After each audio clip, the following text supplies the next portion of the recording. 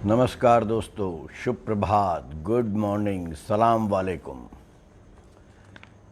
Corona वैश्विक महामारी के दौर में एक चीज़ मेरे लिए निजी तौर पर बहुत आनंददायी रही है, सुकून देने वाली रही है, और वह है आप सब मित्रों के साथ प्रातःकाल यह संवाद। जाहिर है संवाद करूंगा तो उसके लिए कुछ पढ़ना पड़ेगा, तो जो सुकून देने वाली बात है वह सुकून मिलता है इस संवाद के लिए जो मैं पाठ करता हूँ, जो मैं पढ़ता हूँ आपको प्रस्तुत करने से पहले। अब देखिए, पाखी 2008 में प्रकाशित होनी शुरू हुई। 2010 तक मैंने उसका संपादन किया। तत्पश्चात श्री प्रेम भारद्वाज उसके संपादक नियुक्त किए गए थे। 2012 तक मैं कह सकता हूं कि मैं पाखी से लगातार इस दृष्टि से जुड़ा रहा कि अंक आने की मुझे उत्सुकता होती थी, मैं उसे देखने के लिए आतुर रहता था। उसके बाद वो उत्सुकता समाप्त हो गई और मैंने लगभग पाखी को पढ़ना छोड़ दिया, या आप कह सकते हैं कि मैं कुछ एक कहानी को या कभी प्रेम जी के हाशिए पर हर्फ को पढ़ लेता था, अन्यथा मेरी जिज्ञासा भी समाप्त हो गई थी और मैं बहुत ज़्यादा जो साहित्य में डूब गया था 2008 से 10 के दौर में, उससे थोड़ा विड्रॉ हो गया। इससे एक नुकसान ये हुआ कि कई अद्भुत चीज़ें जो उस काल में पाखी ने प्रकाशित की थी, उनको पढ़ने से मैं वंचित हो गया। आज मैं प्रातः जब ऑफिस आया हूँ, ऑफिस आते ही मेरे को एक अंक हाथ लगा। अनायासी एक फाइल को ढूंढते हुए पाखी का दिसंबर 2015 का अंक, और उसमें एक कविता पढ़ने को मिली जिसको आपसे साझा कर रहा हूँ। बहुत सुंदर कविता है। मैंने आपको कई बार ये बात कही कि आज वाली कविता मेरे गले के नीचे नहीं उतरती है, मेरे हृदय को नहीं छूती है ये कविता, लेकिन मैं कह सकता हूँ कि ये एक एक्सेप्शन है। हमने बचपन से सुना है कि आवश्यकता आविष्कार की जननी है। इसमें थोड़ा सा परिवर्तन करते हुए मैंने एक नया मुहावरा आप कह सकते हैं गढ़ा है, जिज्ञासा सृजन की जननी है। यही कारण है कि मैं जब कोई कविता का पाठ करता हूँ, कहानियों का पाठ करता हूँ, तो लेखक का नाम छोड़ देता हूँ बताना, ताकि आप लोगों को जिज्ञासा हो और आप तलाशने का प्रयास करें कि किस चीज़ का पाठ मैंने किया। इससे अपना ही ज्ञान बढ़ता है। और आज गूगल बाबा के दौर में हिंदी साहित्य से जुड़ी रचनाएं भी सब गूगल में उपलब्ध हैं। कल जो मैंने पाठ किया था 2 संक्षिप्त कहानियों का, लघु कथाओं का या छोटी कहानियों का, वो हमारे नए शिक्षा मंत्री और पूर्व मानव संसाधन विकास मंत्री श्री रमेश पोखरियाल निशंक की प्रारंभिक काल की रचनाओं में से एक थी। मैं 2 दिन पूर्व नई शिक्षा नीति पर अपना वीडियो जारी करने के बाद डॉक्टर निशंक से मिला था। डॉक्टर निशंक ने मुझे अपनी किताब दी थी मेरे मांगने पर, जिसका शीर्षक है मेरी प्रारंभिक रचनाएं। उसमें ये 2 कहानियां मुझे पसंद आई थी, क्योंकि दोनों में जो संवेदनाएं उपस्थित थीं वो राजपुरुषों से अपेक्षित नहीं होती है। राजपुरुष बड़े क्रूर होते हैं, ऐसा मेरा मानना है। तो निशंक जी की कहानियों का पाठ मैंने इस दृष्टि से किया था। आज मैं पहले एक कविता पढ़ने जा रहा हूँ और उसके बाद मैं एक बेहद प्रसिद्ध साहित्यकार की जीवनी का पहला अध्याय पढ़ूंगा। बहुत सुंदर जीवनी है। हिंदी साहित्य से जुड़े जिज्ञासु पाठकों के लिए, हिंदी साहित्य से जुड़े नए सृजनकर्ताओं के लिए, हर एक के लिए जीवनी आनंददायी होगी, ये मैं गारंटी दे सकता हूँ। बहरहाल इस कविता को बाँचिए और बताइएगा, प्रयास कीजिएगा कि इस कविता की रचयिता कौन है, कौन कवित्री हैं। इतना इशारा कर रहा हूँ, ये कवित्री की रचना है। 2 पुस्तक गारंटी के साथ आप तक पहुँचेंगी जनाब, तो थोड़ा मेहनत जरूर कीजिएगा। लीजिए कविता सुनिए। राजा क्या करे। राजा के धर्म संकट पर कविता है, गौर से सुनिएगा। राजा क्या करें। राजा ने कपड़े बनवाए, राजा था अनगिनत कपड़े थे, फिर भी मन की मौज। असंख्य भूमि पर उसके लिए कपास उगा, और जितने दिन उगा कपास उतने दिन रोक दी गई गेहूं, चना, बाजरा और ज्वार की फसल। और जो कपास उगा एक अचरज सबने देखा, बिल्कुल सफ़ेद नहीं था फूल कपास। बिल्कुल सफ़ेद नहीं था फूल कपास, फूल के भीतर पड़ी थी कुछ नीली खड़ी धारियां उदास। मैं नहीं रच रही कोई मिथक, मैं नहीं रच रही कोई मिथक, प्रतीक, उपमा या उत्प्रेक्षा अलंकार। यह नहीं था कोई प्रयोग या कोई अनुसंधान। मत रहना किसी सुख सपने में, मत रहना किसी सुख सपने में, मुबिलता में दोस्त मेरे। यह सिर्फ था मेरे तुम्हारे लिए एक सीधा पैगाम। भले ही बनारस के बुनकरों में मच गया हाहाकार, पर तय हो गया कि अब से जो भी कपास उगेगा उस पर चस्पा होगा राजा का नाम। और क्योंकि कुछ स्वाभिमानी प्रजाति बची हुई थी, और क्योंकि कुछ स्वाभिमानी प्रजाति बची हुई थी इस महाद्वीप में जो किसी का नाम नहीं ओढ़ती, उसे इस कपास के विरोध में उतारनी पड़ी अपनी झीनी चदरिया। किसान मर रहे थे, किसान मर रहे थे, स्त्रियां जूझ रही थीं, इतिहासकार दफनाए जा रहे सत्यों को दीवानगी में अपने पंजों और नाखूनों से ही खोदने लगा था। पर सब बेआवाज, बेअसर। सिर्फ राजा था, उसका फरमान था। सिर्फ राजा था, उसका फरमान था। उसकी खेती, उसका कपास, उसका कपड़ा, उसकी धरती, उसका ही आकाश था। जो काटा जा रहा था, जो बुना जा रहा था, जो उकेरा जा रहा था, सब उसका था, उसके लिए था। राजा का कपड़ा सिला कुल नीला काला, पर यह रंग, यह काला खूबसूरत आदिवासी का नहीं था, सुंदर काली स्त्री का नहीं था, कोयला खदान से निकले मजदूर का नहीं था, किसान का नहीं था, लोहार का नहीं था, रेदास का नहीं था, रुमानी रात का नहीं था, बालों का नहीं था, काली भारतीय आँखों का तो बिल्कुल नहीं था। यह काला था जमे हुए खून का, यह काला था जमे हुए खून का, अकड़ी हुई लाश का, फैक्ट्री से निकलते कचरे का, नदियों में घुलते जहर का, इस देश से विदा होती सुंदर चीज़ों की आह का। फिर भी राजा ने कपड़े बनवाए, इतना ही नहीं उस पर तलवार, भाला और त्रिशूल जैसे खड़ी धारियों वाले मोटिफ टंगवाए। हम खौफजदा थे, हम खौफजदा थे, फिर भी हम सब ने मिलकर वही पुराने गीत दोहराए जो परंपरा में हमें मिला था कि कोई आए, मजदूर, किसान, स्त्रियां, नौजवान, उलगुलान, तेलंगाना, नक्सल धाम, चोरा चोरी, सन 57, कश्मीर, पंजाब, पहलगाम, खुदीराम बोस या अशफाकुल्ला खान, और भी जुड़े इसमें कई कई नाम। और सब एक साथ उठाएं आलाप, मिलकर लें तान और कहें राजा गंदा है, राजा गंदा है, राजा नंगा है, राजा नंगा है, राजा गंदा है, राजा नंगा है। प्रयास कीजिएगा इन कवित्री का नाम बताने का, ताकि 2 पुस्तकें आपको मिल सकें और आपकी जिज्ञासा और अच्छी कविताओं को पढ़ने की दिशा में प्रेरित हो सकें। जिन साहित्यकार की जीवनी का मैं पहला अध्याय पढ़ने जा रहा हूँ, उससे आपको उस दौर के, उनके दौर के साहित्यिक और राजनीतिक परिदृश्य का और सामाजिक परिदृश्य का बड़ा अच्छा अनुभव मिलेगा। हम समझ सकेंगे वह दौर जो आज़ादी के 10 साल बाद का दौर था, उस दौर का भारत कैसा था।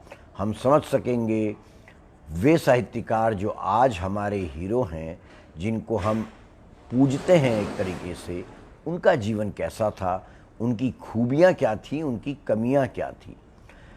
जीवनियाँ दरअसल पूर्ण सत्य नहीं होती हैं, अर्ध सत्य होती हैं। बहुत कम लेखक ऐसे हुए हैं जिन्होंने अपनी जीवनी में सब कुछ जो नंगा सच है का बोर्ड में रखे जो स्केलेटन्स हैं उनको सामने लाने का साहस किया हो।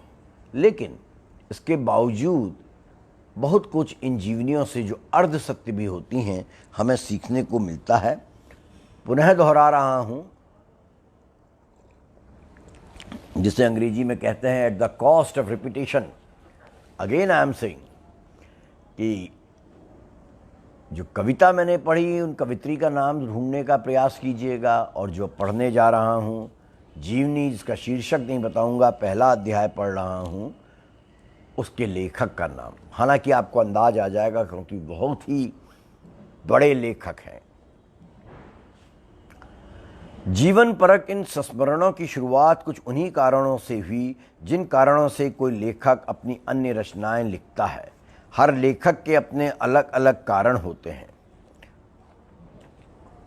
ये उनकी जीवनी का शुरुआत में जो आलेख है उसकी दो शब्द थे। पहला अध्याय जो इनका है वो है कमरा नंबर 512। अध्याय के अनुसार ये जीवनी उन्होंने लिखी। आप कमरा नंबर 512 से अंदाज लगाइएगा कि किनकी जीवनी का पाठ मैं कर रहा हूँ। इलाहाबाद तो बस इलाहाबाद था, एक सोचता हुआ शहर। शब्दों को देखिए, कितने बढ़िया तरीके से इलाहाबाद को परिभाषित किया है। एक सोचता हुआ शहर, जीवन की तमाम भौतिकता और नश्वरता को चुनौती देता हुआ नगर, प्रतियोगिता से अलग पूरकता का शहर, जो महत्वाकांक्षाएं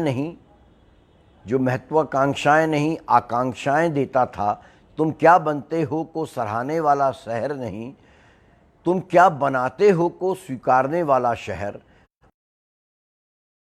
नाराज सा हो गया है। तुम क्या बनते हो को सराहने वाला शहर नहीं, तुम क्या बनाते हो को स्वीकारने वाला शहर। और ऐसे शहर में दीक्षा मिली एक पूरी पीढ़ी को, एक नहीं कई कई पीढ़ियों को। कोई क्या खाता है, क्या पहनता है, कैसे रहता है, इस सबसे ऊपर इलाहाबाद के आदमी की पहचान ही यही थी कि वो सोचता क्या है। इसलिए उस जमाने में इलाहाबाद के आदमी को अलग पहचाना जाता था कि क्या तुम इलाहाबाद के हो। वही दौर था जब हम सबका साहित्यिक बपतिस्मा हुआ हैदराबाद की कल्पना और इलाहाबाद की कहानी के दिन, परिमल के निकष और प्रगतिशीलों के संकेत के दिन। उन्हीं दिनों मुझे संदेश मिला कि जगदीश चंद्र माथुर इलाहाबाद आ रहे हैं और मुझसे मिलना चाहते हैं। यह संदेशा रेडियो स्टेशन से मिला था, हेमेंद्र ने दिया था। तब इलाहाबाद रेडियो स्टेशन के डायरेक्टर थे गिरिजा कुमार माथुर, हम सबके अग्रज। रेडियो तब तमाम प्रतिभाओं को खोजता था, उन प्रतिभाओं को संवारता था। जगदीश चंद्र माथुर ने जब रेडियो के महाद्वार खोल दिए थे, तमाम भाषाओं के साहित्यकार रेडियो से जुड़ गए थे। हिंदी के तो अन्यतम लेखक कवि उस समय रेडियो में थे। रेडियो हमारे लिए सांस्कृतिक अभिव्यक्ति का नज़रिया बन गया था। हम सब नए लेखक भी बाहर रहकर रेडियो से जुड़े हुए थे। तब वहाँ गिरिजा कुमार माथुर, केशव चंद्र वर्मा, नर्मदेश्वर उपाध्याय, रमानाथ अवस्थी, शांति मल्होत्रा, युक्तिभद्र दीक्षित जैसे लेखक और साहित्यकार भी मौजूद थे। हेमेंद्र अवस्थी और जोशी जैसे पढ़े लिखे लोग भी थे। अतः जब जगदीश चंद्र माथुर का संदेशा मिला तो मुझे यह नहीं लगा कि आकाशवाणी के महानिदेशक का निमंत्रण है, बल्कि वह मुझे कोणार्क जैसे चर्चित नाटक के लेखक का निमंत्रण लगा। शायद उनसे मेरी और मार्कंडेय की तारीफ गिरिजा कुमार जी ने ही की होगी। खैर, मुलाकात हुई। मैं और मार्कंडेय मिलने पहुँचे। उन दिनों दुष्यंत इलाहाबाद में नहीं थे, वह बिजनौर चला गया था।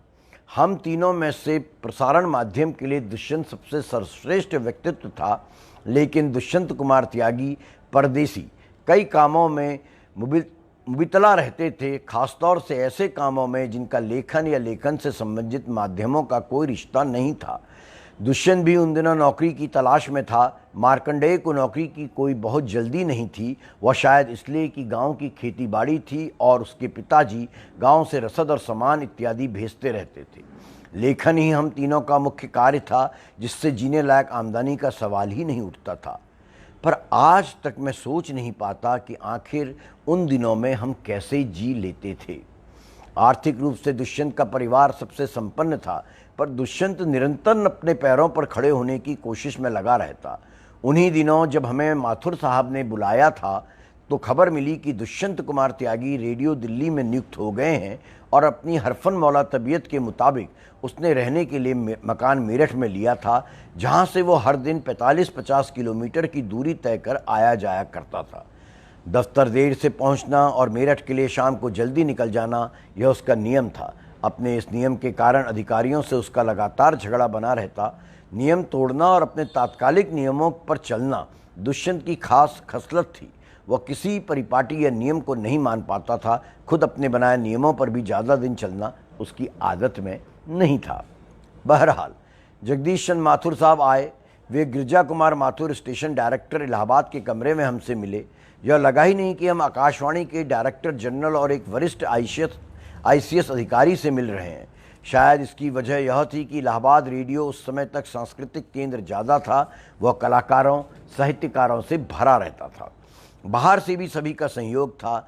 पंथ जी, इलाचंद्र जोशी, भगवती बाबू और नरेंद्र शर्मा तो रेडियो से विधिवत संबद्ध हो चुके थे और नरेंद्र शर्मा जी ने विविध भारती शुरू करके रेडियो सिलोन को लगभग समाप्त कर दिया था। यह एक बहुत बड़ी सफलता थी। गौरव के ऐसे माहौल में हम एक बड़ी और सशक्त परंपरा के वारिस बनने जा रहे थे। जगदीश चंद्र माथुर ने शायद पहले से ही मन तय कर रखा था और हम दोनों, मुझसे और मार्कंडेय से मिलते ही उन्होंने हमसे रेडियो में आ जाने का प्रस्ताव रखा। मेरे लिए यह मनमागी मुराद थी, क्योंकि मेरी आर्थिक स्थिति बहुत नाजुक थी। सन 58 में ही मेरी शादी हो चुकी थी। दुष्यंत कुमार और मार्कंडेय पहले से विवाहित थे, विद्यार्थी काल से ही। मार्कंडेय को रेडियो के लिए और मुझे टेलीविज़न के लिए अनुबंधित करने का प्रस्ताव सामने आया तो इलाहाबाद छोड़ने की कसमसाहट भीतर भर गई। टेलीविज़न दिल्ली में था। मेरे लिए दिल्ली जाने और वहां बसने का इंतज़ाम करने लायक पैसों की गुंजाइश नहीं थी। अतः मैंने बहुत संकोच के साथ माथुर साहब से कह ही दिया, मैं दिल्ली नहीं आ पाऊँगा, मेरे पास सुविधाएँ और पैसे दोनों नहीं हैं। इस मुश्किल को गिरजा कुमार जी ने तत्काल हल कर दिया। उन्होंने जगदीश चंद्र माथुर साहब को सुझाया कि मुझे फ़िलहाल इलाहाबाद रेडियो में नियुक्त कर दिया जाए, फिर कुछ दिनों बाद इनका तबादला दूरदर्शन दिल्ली में कर दिया जाए तो इन्हें टीएडीए मिल जाएगा। यह तय हो गया। मेरी नियुक्ति इलाहाबाद में स्टाफ आर्टिस्ट के रूप में हुई और मार्कंडेय की नियुक्ति लखनऊ रेडियो केंद्र में। महीने भर बाद मुझे दूरदर्शन केंद्र दिल्ली में ट्रांसफ़र कर दिया गया। दिल्ली पहुंचते ही दुष्यंत से मुलाकात हुई। दोपहर बाद जब दुष्यंत मेरठ के लिए निकल चुका था तो मुझसे मिलने आया। मैं नाराज़ था, पर वह हमेशा की तरह उतना उन्मुक्त। साले कहकर वह लिपट गया। उसने मेज की टांग में उलझी मेरी टांग की परवाह नहीं की। मेरे लिए उतनी बड़ी मेज पर बैठने का पहला अवसर था, अतः मेज के बर्ताव और तौर तरीके से मैं परिचित नहीं था। उसके कोने जब तब गड़ते रहते थे। 1 मिनट के बाद दुष्यंत ने मेरठ चलने का प्रस्ताव रखा और मोटरसाइकिल के सफ़र का लालच दिया। उसका यह प्रस्ताव भी था कि मुझे मेरठ में उसके साथ रहना चाहिए, क्योंकि दिल्ली नौकरी परस्तों की दुनिया थी और हम लोग नौकरी पेशा होने के बावजूद मूलतः साहित्यवादी थे। बहरहाल दोनों बातें आई गई हो गईं, क्योंकि दूरदर्शन का सीमित प्रसारण शाम को भी होता था। हम चाय पीने के लिए मोंगा की कैंटीन में चले गए, ब्रॉडकास्टिंग हाउस के पीछे। वहाँ पहुँचकर दुष्यंत फिर कुछ चिंताग्रस्त हो गया। आखिर बात पता चली। मसला ये था कि बाबूजी ने मोटरसाइकिल खरीदने के लिए एक मुश्त 1200 रुपये दुष्यंत को दिए, पर दुष्यंत जैसा आदमी जब तक कुछ हेरा फेरी ना करे तब तक उसे कोई काम रास नहीं आता था। अतः अपने मुताबिक दुष्यंत ने एक सेकंड हैंड मोटरसाइकिल खरीदी 1100 रुपये में, और वह भी किश्तों में। किश्त के 600 रुपये मिलने अभी बाकी थे, और यही कारण था कि जब मैं दुष्यंत से मिलने ब्रॉडकास्टिंग हाउस गया तो वह मुझसे खुलकर नहीं मिल पाया और हाथ हिलाते हुए गलियारे में गायब हो गया। असल बात यह थी कि मोटरसाइकिल वाला अपने पैसों के लिए उसका पीछा कर रहा था। मेरे लिए यह कोई चौंकाने वाली स्थिति नहीं थी, क्योंकि हम इस तरह के अनुभवों के आदी थे। यही विहान पत्रिका के प्रकाशन के बाद भी हुआ था। मैंने, दुष्यंत और मार्कंडेय ने यूनिवर्सिटी काल में यह पत्रिका निकाली थी। इसका एक ही अंक निकल पाया था, हमारे ऊपर प्रेस का कर्जा चढ़ गया। हम लोगों ने प्रेस वाले की सड़क जीरो रोड से गुजरना ही बंद कर दिया। यही हालत उन नाटकों को लेकर होती थी जो मैं कभी कभी ऑफिसर्स ट्रेनिंग स्कूल के मंच में पेश करता था। कुर्सी और पर्दे वाले के पैसे चढ़ जाते तो हम भाग लेते और इस तरह फरार हुए इलाहाबाद की कई सड़कें और गलियां हमसे छूट जाती थीं। एक यह भी इलाहाबाद भी हमारा था जो हमारे कर्जों को भुला देता था और फिर हमारे प्रयासों में फिर शामिल हो जाता था। मैं लंबा पाठ करना चाह रहा था, लेकिन मेरा वीडियो मुझे बार बार कुछ संकेत दे रहा है कि इसमें कुछ गड़बड़ी आ रही है, इसलिए इसका पूरा पाठ नहीं कर रहा हूँ। आपके लिए छोड़े जा रहा हूँ। लेखक का नाम बताइए, कवित्री का नाम बताइए, 2 पुस्तकें उपहार में पाइए। पाखी परिवार की ओर से आपका दिन शुभ हो, मंगलमय हो। नमस्कार दोस्तों।